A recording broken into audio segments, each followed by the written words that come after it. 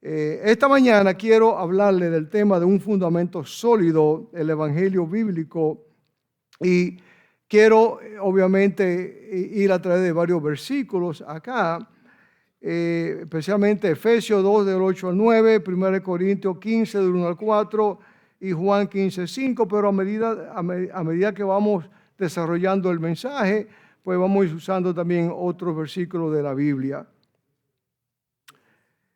Quiero comenzar haciéndole una pregunta para que la mediten en su corazón. Si hoy mismo la estructura de este mundo colapsara, si la economía, la salud o los planes humanos se vinieran abajo, ¿sobre qué quedaría construida tu vida? Vivimos en una época de profunda inestabilidad. Todo a nuestro alrededor cambia a una velocidad alarmante. Lo que ayer era considerado una verdad absoluta, hoy la sociedad lo desecha. Las opiniones humanas son como las olas del mar que van y vienen. Y lamentablemente muchos hermanos intentan construir su vida espiritual sobre las arenas movedizas de sus propias emociones, de sus experiencias del momento o de la filosofía de este siglo.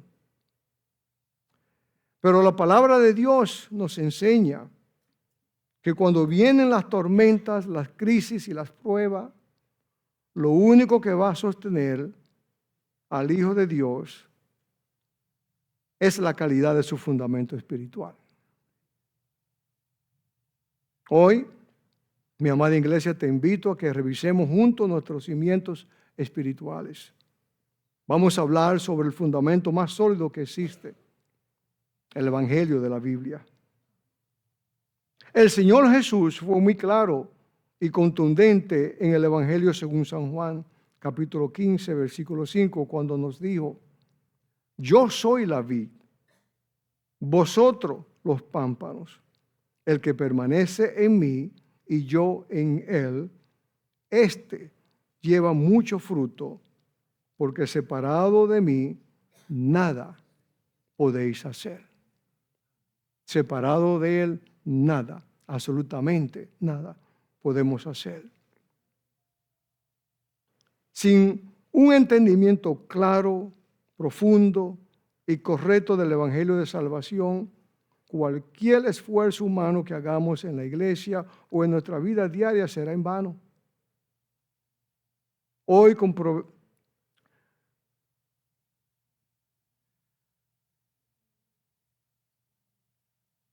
comprenderemos que el verdadero Evangelio no es un simple concepto teológico, ni un ejercicio intelectual. El Evangelio es el poder de Dios que nos rescata, nos introduce a una dimensión de intimidad con el Creador, nos llama a una sumisión voluntaria y produce en nosotros una transformación total y práctica que se evidencia al caminar como Jesús caminó. Hoy vamos a ver 4 puntos en referencia a este tema. Y el primer punto que vamos a ver es el fundamento. ¿Qué es el verdadero evangelio? Para valorar la medicina, primero debemos entender la gravedad de la enfermedad. Entonces nos lleva a la pregunta, ¿por qué el ser humano necesita desesperadamente el evangelio? ¿Por qué? La Biblia nos enseña que el hombre, por su naturaleza caída, es pecador y se encuentra en un estado de bancarrota espiritual, totalmente destituido y separado de la gloria de Dios. No existe obra humana, religión, sacrificio, dinero o buena intención que pueda cruzar el abismo que el pecado abrió entre el ser humano y un Dios 3 veces santo. Es en este escenario de oscuridad donde brillan las buenas nuevas. Y es exactamente lo que significa el Evangelio. El verdadero Evangelio es el anuncio glorioso de que Dios, por iniciativa propia, interviene para salvar al pecador que no podía salvarse por sí mismo. En 1 Corintios 15, versículo 1 al 4, el apóstol Pablo define magistralmente la esencia de este mensaje. Leo. Dice, además os declaro, hermanos, el evangelio que os he predicado, el cual también recibiste, en el cual también perseveráis, por el cual asimismo, si retenéis la palabra que os he predicado, sois salvos, si no creísteis en vano. Porque primeramente os he enseñado lo que asimismo recibí, que Cristo murió por nuestros pecados, conforme a las Escrituras, y que fue sepultado y que resucitó al tercer día, conforme a las Escrituras. Aquí notamos los pilares del Evangelio. Cristo murió por nuestros pecados, fue sepultado y resucitó victoriosamente al tercer día. No es una fábula la muerte, sepultura y resurrección de nuestro Salvador.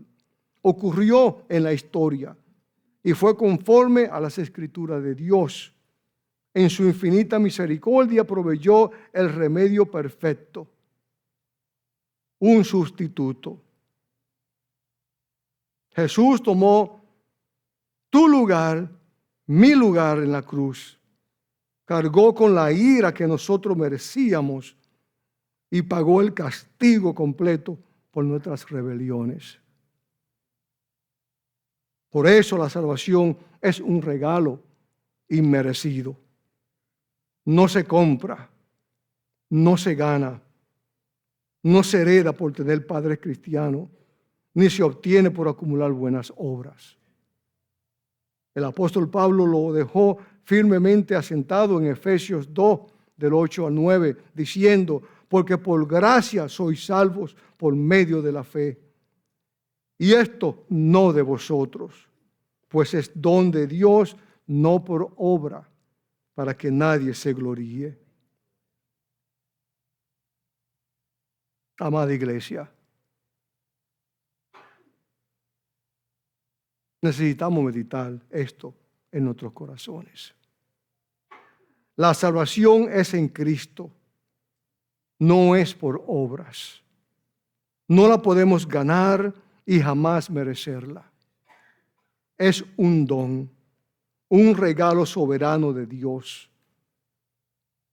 La única participación del ser humano en su salvación es poner su fe y confianza absoluta en la obra consumada de Jesucristo en la cruz del Calvario. ¿Y qué sucede cuando una persona deposita su fe en Jesús? ¿Qué sucede? Ocurre el milagro de la redención. Pasamos de muerte a vida. El mismo Señor Jesús lo declaró en su palabra en Juan 11:25, diciendo, Jesús le dijo, yo soy la resurrección y la vida. El que cree en mí, aunque esté muerto, vivirá. Qué noticia tan maravillosa. Cuando aceptamos a Cristo como Salvador y Señor, nuestra identidad cambia de forma radical. Ya no somos huérfanos espirituales. Ya no somos enemigos de Dios.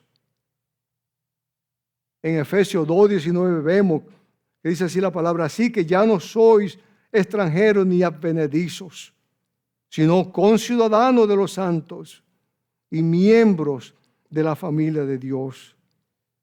Ahora somos parte de una familia. Hermano, no hay nada tan emocionante que uno tener una familia, que uno ser parte de una familia. Es tu familia la que te sostiene en los momentos difíciles. Es tu familia la que te da aliento cuando tú estás caído.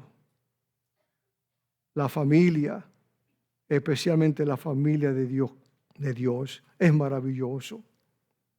Este evangelio es tan poderoso que no se limita a darle un boleto al cielo, sino que también activa una obra transformadora en nuestro interior desde el primer instante. En Cristo, tú y yo somos una nueva criatura. En 2 Corintios capítulo 5, versículo 17, dice así la palabra del Señor: de modo que si alguno está en Cristo, nueva criatura es. Las cosas viejas pasaron. He aquí, son todas hechas nuevas. Las cadenas del pasado se rompen, los vicios se van, la culpa es removida y tenemos la bendita seguridad de que Dios no deja las cosas a media. Cuando Dios cambia y transforma al ser humano, lo transforma completamente. El Espíritu Santo inspiró a Pablo a escribir en Filipenses 1:6 diciendo: estando persuadido de esto, que el que comenzó en nosotros la buena obra, la perfeccionará hasta el día de Jesucristo. Nuestras vidas es perfeccionada no por un sistema, no por un medio, no por la sociedad, sino por la palabra de Dios, que nos redarguya, que nos dirige, que nos trae a capítulo. Cuando necesitamos, nos confronta en nuestra manera de vivir.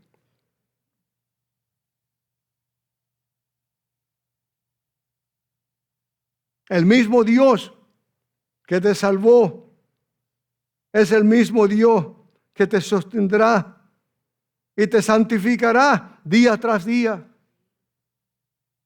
¿Escuchaste eso? El mismo Dios que te salvó, no el pastor, no un hermano en la fe, sino el mismo Dios que te salvó. Ese es el que te va a sostener y el que te va a santificar día y a día a través de su palabra. Por eso es que nuestra confianza está puesta en Cristo Jesús, que es el autor y consumador de nuestra fe. Pero para poder maximizar esta relación con Dios, necesitamos reconocer, y esto me lleva a mi segundo punto, la necesidad y el valor de una relación íntima con el Señor. El aceptar a Cristo no es simplemente decir: Señor, ven a mi vida y aquí se acabó todo. No, es como toda relación. Toda relación, para desarrollarse, tiene que tener una intimidad. Es ahí donde nos podemos conocer. Habiendo comprendido la grandeza del Evangelio que nos salvó, debemos hacernos una pregunta crucial. ¿Cuál es el propósito de haber sido hecho nuevas criaturas y haber sido dotado en la familia de Dios? ¿Cuál es el propósito? Yo te puedo decir que el propósito no es la inactividad, es la comunión. El Evangelio abre las puertas para que tengamos un tiempo fructífero, constante y saludable. Saludable en la presencia del Señor. A través de la Biblia vemos la famosa pregunta, especialmente cuando el Señor se le aparece a Pablo. Le contesta el apóstol Pablo: Señor, ¿qué tú quieres que yo haga?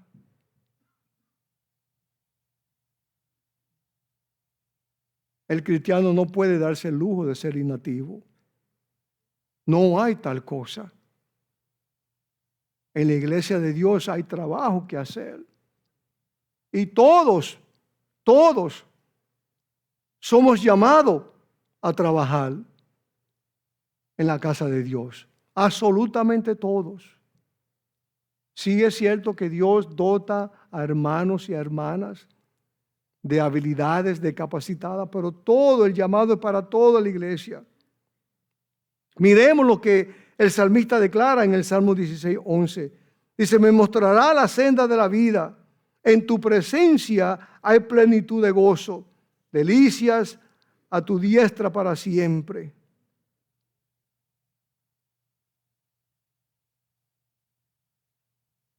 Detengámonos un momento en la palabra senda. Una senda es un camino bien marcado, un trayecto diseñado para ser recorrido paso a paso.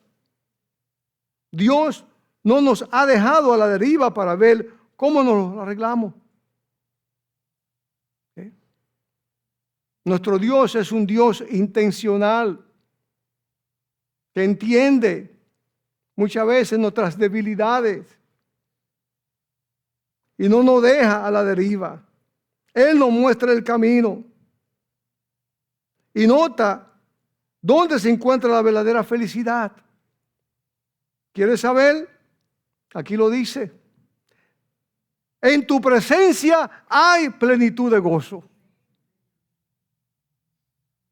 No hay problema, no hay situación que nosotros podamos estar enfrentando o pasando que esté fuera del alcance de Dios. Porque en la presencia de Él hay plenitud de gozo. No un gozo temporal que depende de si las circunstancias son buenas o malas, sino un gozo pleno, desbordante, permanente.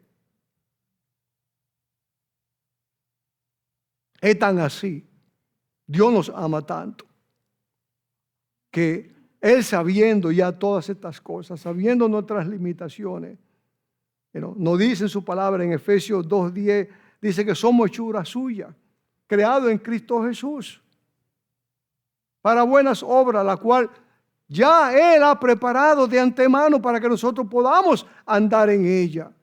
A ese es el Dios que tú y yo le servimos. Es un Dios que siempre está pendiente de nosotros, de tu situación, de mi situación. Nunca nos deja solos, siempre está con nosotros 24 horas al día, todos los días. Hermanos, aprender de la palabra de Dios y apartar tiempo para estar a sola en la presencia del Señor en oración debe ser la experiencia más hermosa de nuestra rutina diaria y de nosotros también como iglesia.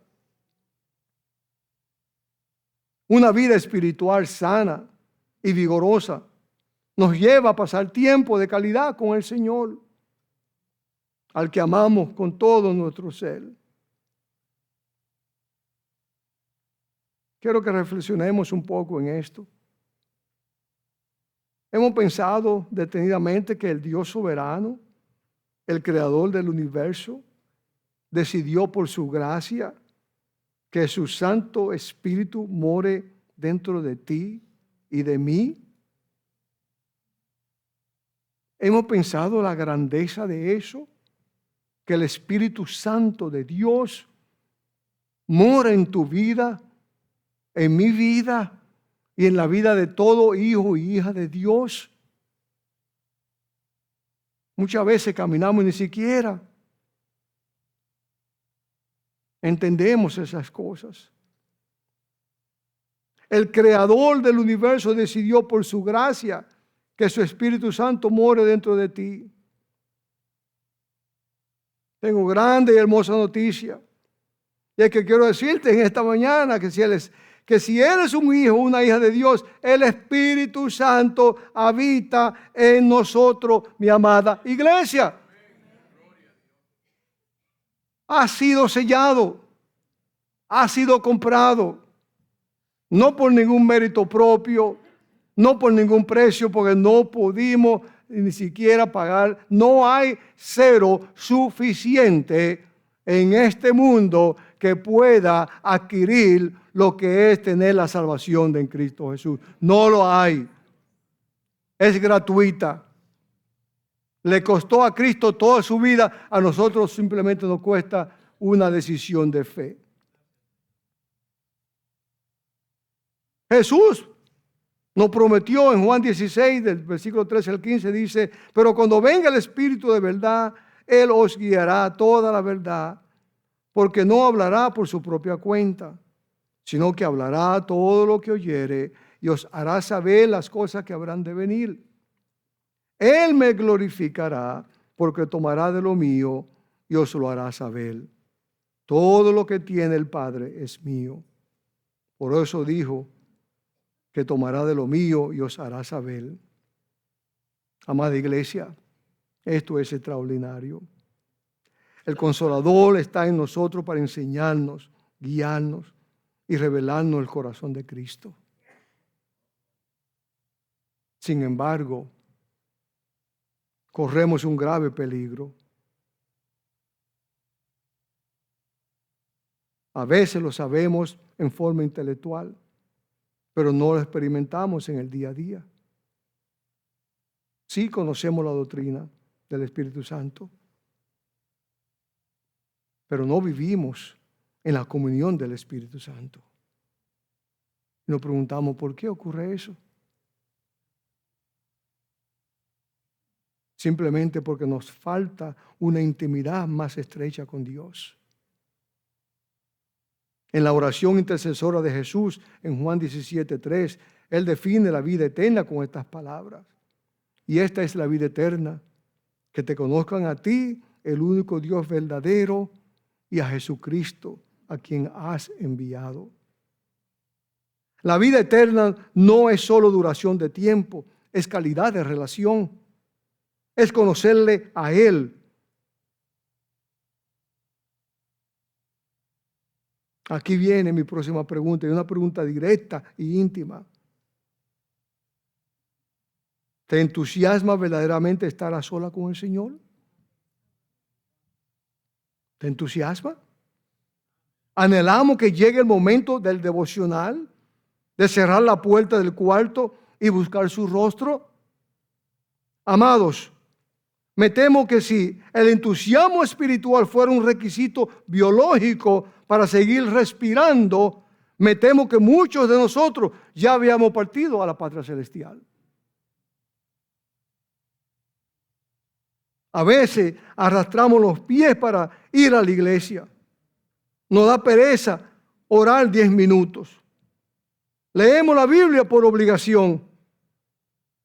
Decimos con los labios que le amamos, pero no lo vivimos con la pasión y la emoción que requiere ese amor tan grande con que fuimos amados en la cruz.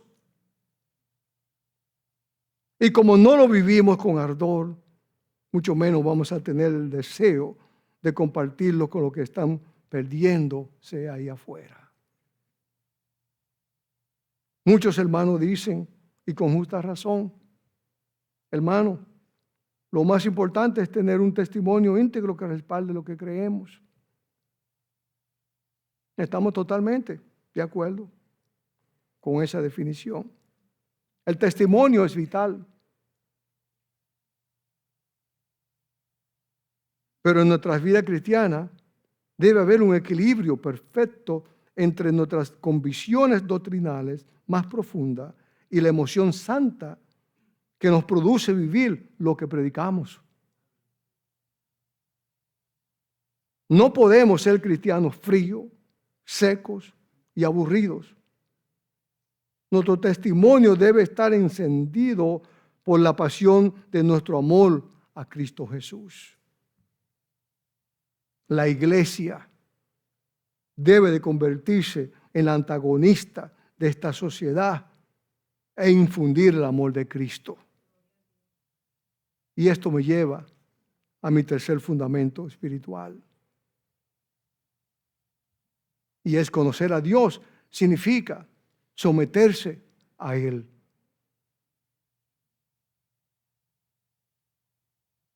Vamos a profundizar un poco sobre esto. ¿Qué involucra realmente conocer a Dios? ¿Qué significa en las Escrituras la palabra conocer? En el contexto bíblico, tanto en el hebreo del Antiguo Testamento como en el griego del Nuevo Testamento, la palabra conocer va más allá de una simple acumulación de información mental. No se trata de saber acerca de alguien, sino de tener una experiencia relacional profunda. Implica un vínculo íntimo que incluye cuidado mutuo, parentesco, comunión y vulnerabilidad. Vulnerabilidad. Palabra grande esa.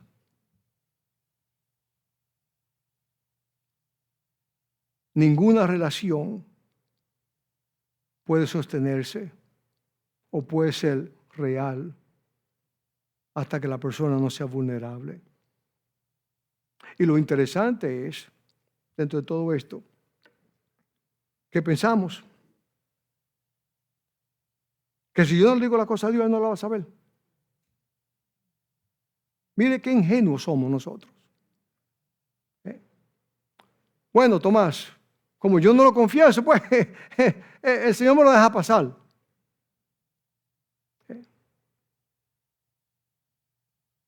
Hasta ahí muchas veces llegamos.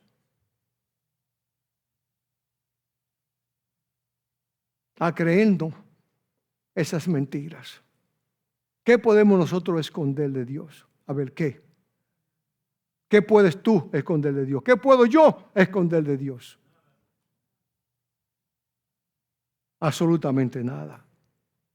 Entonces, si sabemos que no podemos esconder nada de Dios, absolutamente nada, pero no sería inteligente confesarlo, decírselo. Tomás, pero Dios es soberano y Dios lee mi pensamiento. Sí lo lee el pensamiento, pero Él quiere que tú lo digas.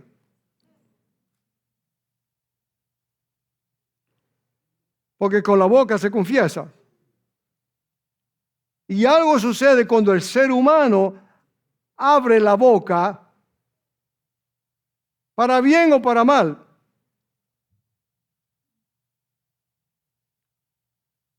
Y es ahí donde estamos. Tenemos y necesitamos ser vulnerables. La intimidad con Dios tiene un valor incalculable para el creyente, pero demanda algo que a nuestra carne no le gusta. Demanda rendirse en completa dependencia a Él. Es precisamente en esa intimidad donde nos comunicamos y descubrimos con mayor profundidad el corazón de Dios, sus pensamientos y su voluntad. Pero para llegar a ese nivel, se requiere que nos sometamos al Señor en forma intencional. Dicho en términos mucho más claros y directos, conocer a Dios es someterse a su palabra. Y aquí es donde nos topamos con el gran reto de la vida cristiana. Porque en la sociedad en la que vivimos hoy en día, la palabra someterse o sumisión tiene una connotación sumamente negativa.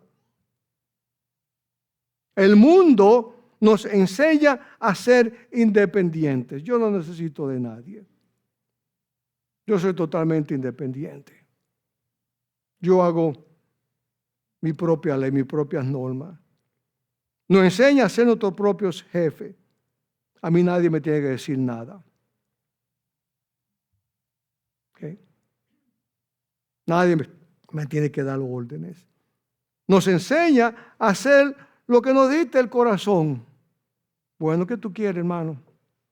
Pero un gustico de vez en cuando no le hace daño a nadie. Nos enseña a rebelarnos contra toda autoridad. Nosotros los seres humanos somos por nuestra naturaleza caída rebeldes y contumaces. Por lo regular queremos salirnos con la nuestra y hacer nuestra santa voluntad, pasando por alto lo que Dios ha establecido ya en su palabra.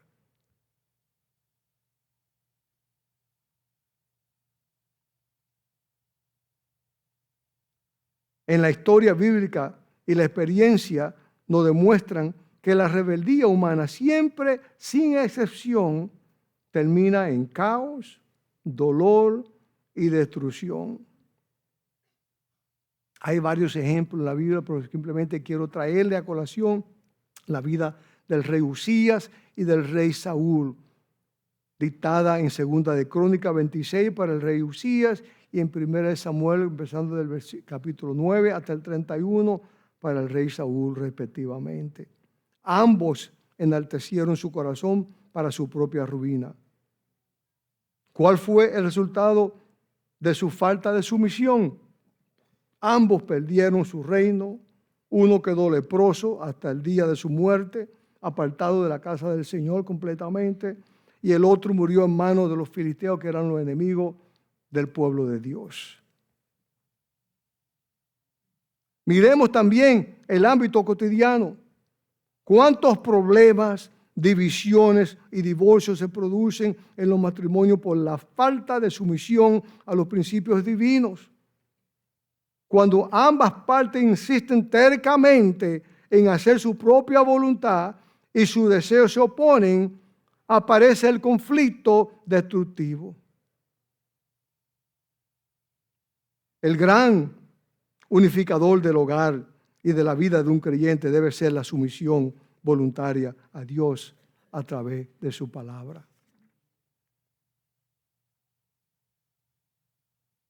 Para el Hijo de Dios, estar sumiso a la palabra no es una esclavitud. Es el lugar de mayor seguridad, protección y amparo contra los ataques del maligno y las corrientes corrompidas de esta sociedad. El apóstol Santiago nos regala una fórmula espiritual magistral. Cuando dice en Santiago 4:7 que dice: someteos pues a Dios, resistir el diablo, que el Señor los reprenda, y huirá de vosotros. Simplemente. ¿Por qué es que debe ser tan complicado cuando el Señor simplemente lo dice? Someteos a mi palabra, someteos a Dios, resistid al maligno. Y no va a tener otra alternativa que huir. No puede, porque más grande el que está contigo y conmigo, con nuestra iglesia, que aquel que está en el mundo. Pero tenemos que someternos a su palabra. Tenemos que conocerlo a Él. Tenemos que desarrollar una intimidad como ninguna otra. Porque ¿quién como Dios que te conoce todos la hebra de cabello que tú tienes, al que tiene y al que no tiene? Yo dije hace unos mensajes atrás, que tu vida, tú le pertenece a Cristo. Punto. No, yo no le pertenezco a Xiomara, ni Xiomara me pertenece a mí. Ella cree que yo le pertenezco a ellos, pero yo le pertenezco a Cristo. Así como tú le perteneces a Cristo. Dejemos de estar huyendo y conozcamos a nuestro Padre Celestial y ver las maravillas que Dios ya tiene preparadas para con nosotros. Lo dice así en su palabra. Notemos aquí el orden divino de este hermoso pasaje. Queremos que el enemigo huya de nuestras vidas, de nuestra finanza y de nuestra familia, pero queremos resistirlo sin antes habernos sometido a Dios. Esto es imposible. No va a funcionar, la fórmula no va a funcionar de esa manera. La autoridad para resistir al enemigo nace de nuestra sumisión al Señor. Podríamos definir la sumisión cristiana de la siguiente manera. Sumisión es tener el descanso de quitarnos el peso de encima, de no tener que salirnos con la nuestra. Es descansar en que la voluntad de Dios es infinitamente mejor que la mía. Es tener victoria en la derrota. Es de rendirme totalmente ante Él. Es interesante que para el Hijo y la hija de Dios, la única manera que puede encontrar libertad es rindiéndose y esclavizándose a los preceptos de Dios.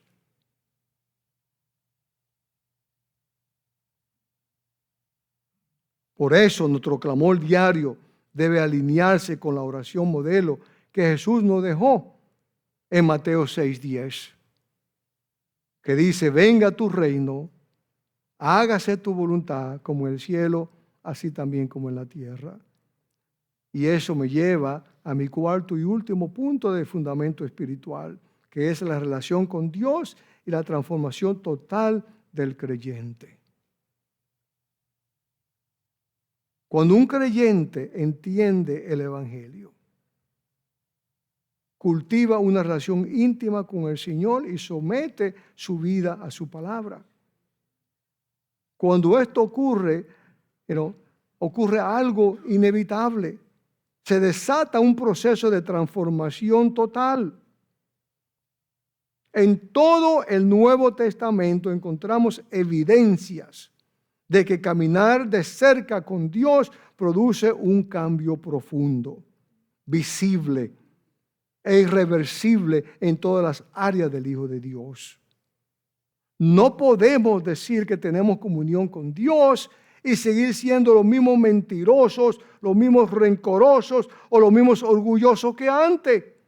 No se puede, mis amados hermanos. En Cristo las cosas viejas han pasado. Todas son hechas nuevas. Eso incluye nuestra manera de operar, nuestra manera de pensar, nuestra manera de actuar, dejando atrás todas esas cosas que el mundo nos ha infectado completamente.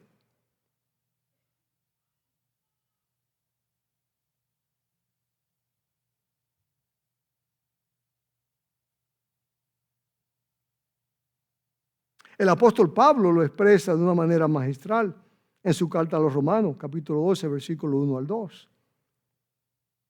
Dice así que, hermanos, os ruego por la misericordia de Dios que presentéis nuestros cuerpos, déjeme personalizar esto, en sacrificio vivo, santo, agradable a Dios, que es nuestro culto racional. Y no nos conformemos a este siglo, sino que seamos transformados por medio de la renovación de nuestro entendimiento para que nosotros podamos comprobar cuál es la buena voluntad de Dios, agradable y perfecta. Conocer a Dios, de tener una relación con Dios, es la única manera que vamos a experimentar esa transformación que tanto anhelamos.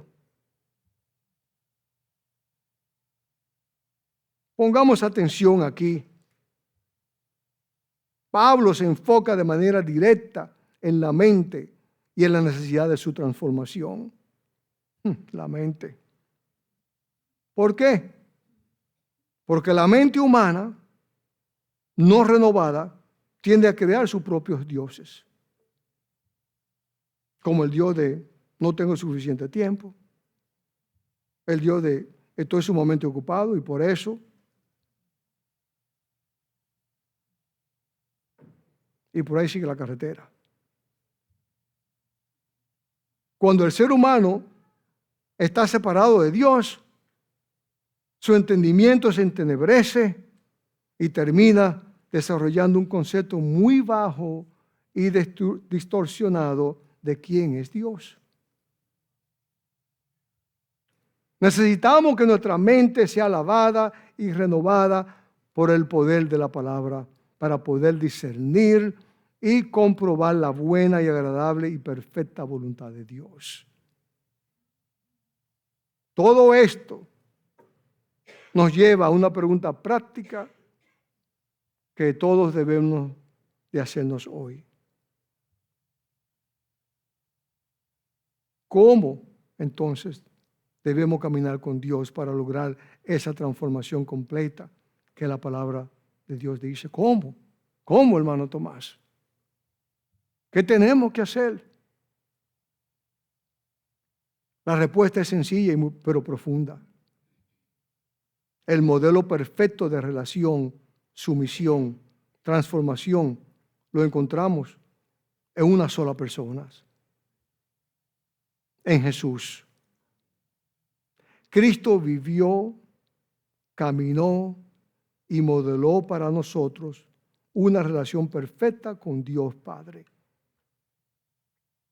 Y las Escrituras nos exigen con toda claridad que sigamos sus pasos. Vamos a ver lo que dice el apóstol Juan en 1 Juan 2:6. Dice, el que dice que pertenece en él, que permanece en él, el que dice que permanece en él, debe, ¿qué? Andar como qué? Como él anduvo, en obediencia total a su Padre. No es una sugerencia para algunos cuantos cristianos súper espirituales. Es un mandato para todo aquel que dice que pertenece a Cristo. Debemos andar como Él anduvo. También el apóstol Pedro se une a este mismo sentir en 1 de Pedro 2:21. Cuando nos escribe, pues para esto fuisteis llamados, porque también Cristo padeció por vosotros, dejándonos ¿qué? Para que sigamos sus pisadas. Él es el modelo. No hay otro. Y por último, el apóstol Pablo entendió esto a tal grado que no tuvo temor de decirle a sus discípulos en Corintios, como vemos ahí en 1 Corintios 11:1, que dice, sé imitadores de mí, así como yo soy de Cristo. Sé imitadores de mí, así como yo soy de Cristo. Sí, podemos imitar al pastor Bruno, absoluto que podemos imitar al pastor Bruno, a medida que lo vemos él imitando a Cristo. Sí, podemos imitar a un hermano en la fe, absoluto que puede, o una hermana, absoluto, a medida que la vemos a ese hermano o esa hermana imitando a Cristo.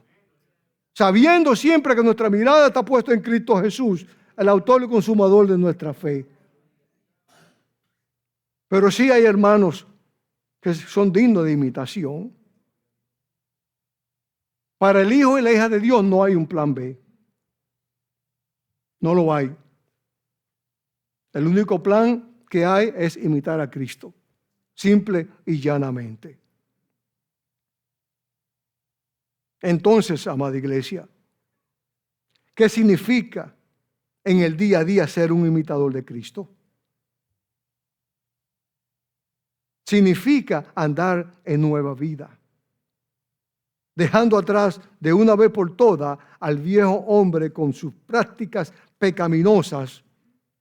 Es poder declarar con convicción lo que dice en Gálatas 2:20, que dice, con Cristo estoy juntamente crucificado y ya no vivo yo, mas vive Cristo en mí. Y lo que ahora vivo en la carne, lo vivo en la fe del Hijo de Dios, el cual me amó y se entregó a sí mismo por mí. ¿Quieres compararte? Ahí está el modelo. Ahí está escrito cómo tú y yo tenemos que comportarnos. Eso es andar en una nueva vida. Pero también significa andar conforme al Espíritu, reflejando de manera visible el fruto de su presencia en nosotros, tal como lo describe Gálatas 5:22 al 23, que dice, mas el fruto del Espíritu es amor. Amor. Gozo. Paz. Paciencia. Benignidad. Bondad. fe, mansedumbre, templanza. Contra tales cosas no hay ley. Dios no nos dice que nos va a evitar las tormentas. No nos lo dice. Pero cuando tú estás arraigado en estos principios, no va a haber tormenta que pueda llegar a tu vida, a mi vida, que nos pueda moverla a nosotros de nuestra creencia en Cristo Jesús. Pero también significa, ¿qué significa andar como Cristo? También significa andar con absoluta honestidad en nuestros negocios y palabras. Andar por fe y no por vista. Y caminar en una obediencia radical a los mandamientos de Dios. En otras palabras, ser un imitador de Jesús es andar conforme a la verdad. Es decir, caminar guiado estrictamente por la inefable palabra de Dios. Es fuerte esto. Es fuerte. Tiene que ser fuerte. Ante un mundo que nos ala de derecha a izquierda.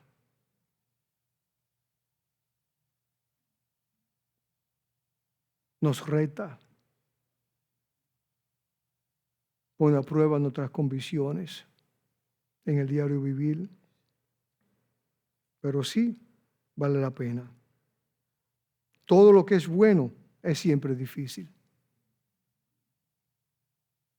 Es nuestro deseo como iglesia que nuestro GPS diario sea lo que confiesa el Salmo 119, capítulo 105. Dice, lámpara a mi pie es tu palabra y lumbrera a mi camino. Ahí lo tenemos. Ahí está el secreto. Es ser imitadores de Dios, imitar a Cristo constantemente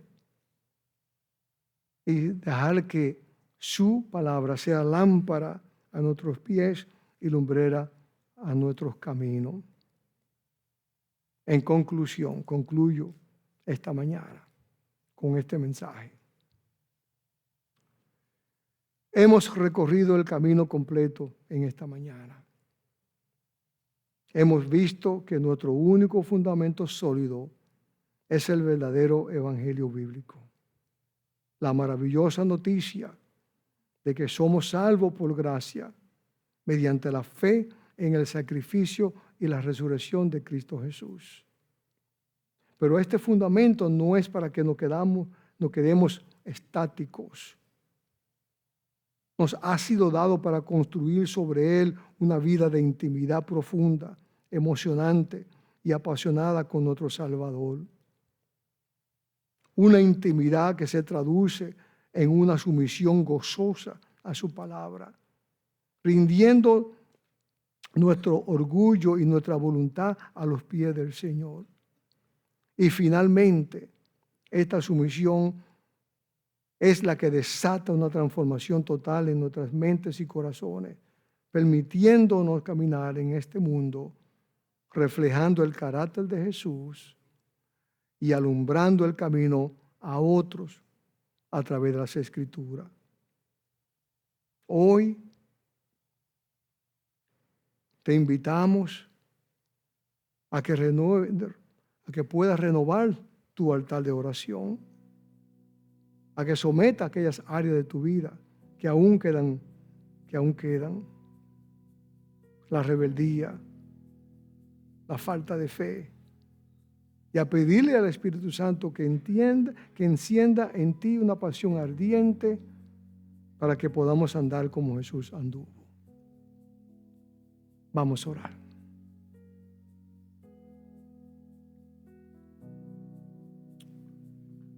Señor, venimos ante tu presencia, Padre amado, en esta mañana, Señor, agradecido, Padre, por haberme dado la oportunidad de traer este mensaje a esta tu iglesia, Señor. Padre, lo único que puedo decirte es que dependemos de ti. Pido, Padre, que tú nos vacíes de nuestro ser, que nos llene tu Espíritu Santo. Y que cada día tu palabra nos alumbre y nos indique el camino, Señor.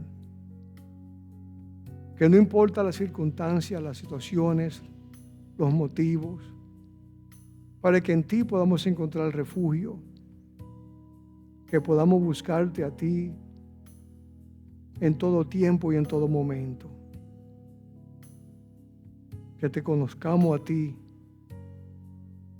el único Dios verdadero, y que amemos a Jesucristo, a quien tú has enviado. Gracias te doy, mi amado Jesús, por tu cuerpo quebrantado en la cruz del Calvario. Gracias que a través de tu sacrificio, de tu sangre preciosa derramada en la cruz, tú nos has dado una vida eterna. Antes de ti estábamos en una bancarrota espiritual, pero tú pagaste el precio. A ti te costó todo. A nosotros simplemente aceptarte a ti como nuestro Señor y Salvador es lo que tú requieres y tú demandas. Y obediencia total a tu palabra, Señor. Ayúdame, Señor, en mi diario vivir, a vivir de tal manera de que tu palabra me guíe y me guarde. Oro por esta tu iglesia, que tú la bendiga. Bendiga a mis hermanos aquí presentes, bendiga sus hogares. Y cualquier cambio, Padre amado, que hayan que hacer, para que el gozo del Señor nos dirija, Padre amado, y ver, como dice nuestro amado pastor, que lo mejor de nosotros está por delante de nosotros, no detrás de nosotros, Señor. Gracias por tu gracia, por tu amor y por todas tus bondades. Yo te alabo y te doy a ti la honra, la gloria, hoy y siempre. En el nombre de Cristo Jesús, oro en acción de gracias. Amén. Bendice a este tu pueblo. Hermano.